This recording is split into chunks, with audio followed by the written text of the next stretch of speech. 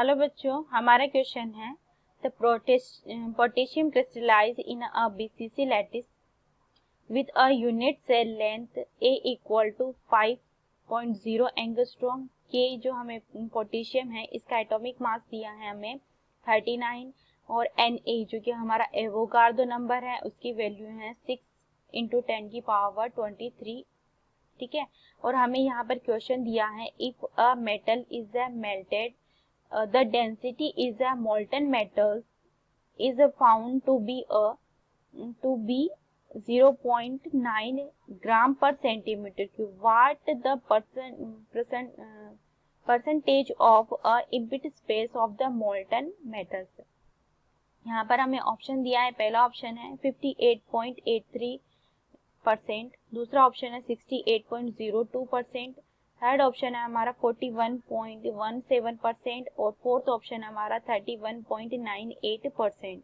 ठीक है, तो यहाँ पर हमसे क्या पूछा है, the percentage of a empty space पूछा है। ठीक है, तो यहाँ पर हमें गिवन क्या क्या है, गिवन है हमको डेंसिटी, गिवन है क्या, गिवन है डेंसिटी। डेंसिटी हमको कितनी गिवन है, 0.9 ग्राम पर सेंटीमीटर क्यूब गिवन है। इसके अलावा हमें ए की वैल्यू गिवन है 5.0 एंगस्ट्रॉम और हमें पोटेशियम का एटॉमिक मास जो कि मास है हमारा कितना गिवन है 39 है। ठीक है, और हमें एवोगार्डो नंबर सभी को पता है कितना होता है 6 × 10⁻23 हमें गिवन है। ठीक है, अब हमसे पूछा है इम्प्लिट स्पेस। इम्प्लिट से पहले हमें अगर ऑक्यूपाई स्पेस पता चल जाए तो हम क्या कर सकते हैं, इम्प्लिट स्पेस को इजीली कैलकुलेट कर सकते हैं। तो हम क्या करेंगे, पहले जो हमारा ऑक्यूपाई स्पेस है उसको कैलकुलेट कर लेते हैं। तो हम लिखेंगे fraction of space occupied by atom equal to हम लिखेंगे वॉल्यूम, किसका वॉल्यूम, एटम का, divided by volume of liquid, क्योंकि हमें मोल्टन स्टेट के लिए निकालना है तो हम उसको इस तरीके से निकालेंगे। ठीक है, या फिर हम इसको ऐसे भी लिख सकते हैं कि वॉल्यूम ऑफ एटम पर मोल divided by volume of liquid पर मोल। ठीक है, इस तरीके से भी हम कैलकुलेट कर सकते हैं। तो यहाँ पर हम वैल्यूज को पुट करते हैं, तो वैल्यू 6 × 10⁻23 मल्टीप्लाई विथ वॉल्यूम के लिए हम क्या करते हैं 4/3 पाई r क्यूब करते हैं। तो हमें यहाँ पर क्या गिवन है, हमें जो r की वैल्यू कितनी गिवन होगी, √3 × 5 × 10⁻8 डिवाइडेड बाय आपका कितना हो गया 4 का whole cube and divided by 39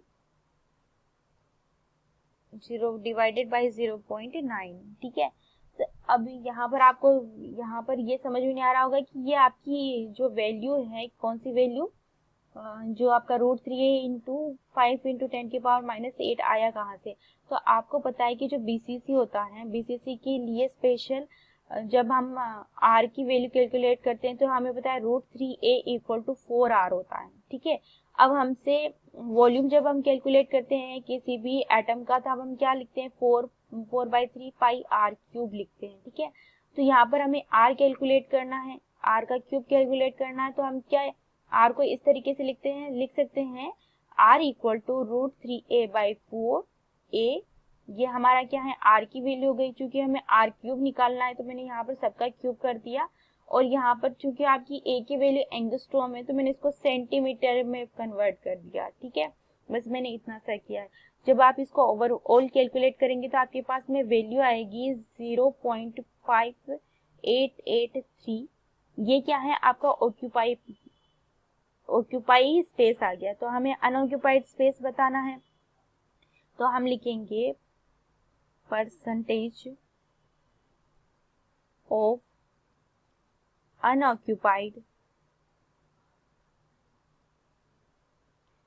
space equal to 1 - 0.5883 into आप 100 कर दोगे, क्योंकि हमें परसेंटेज निकालना है इसलिए मैंने यहाँ से 100 से मल्टीप्लाई कर दिया। जब आप इसको ओवरऑल कैलकुलेट करेंगे तो आपके पास में वैल्यू आएगी 41.17%। तो हमारा करेक्ट आंसर हो गया option number C. Thank you.